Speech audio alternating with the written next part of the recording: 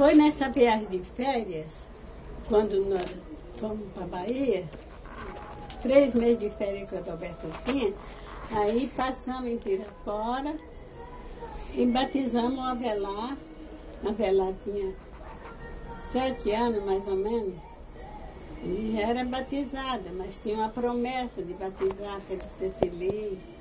O Adalberto queria, porque queria que nós batizássemos na Lapa. Aí pegamos padrinho lá na porta, na frente da gruta, um casal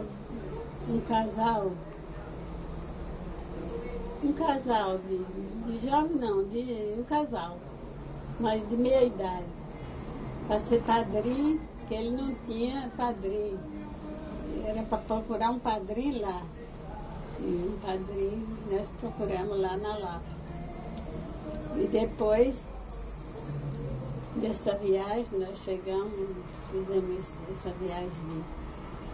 Foi demorada, porque a viagem foi de vapor.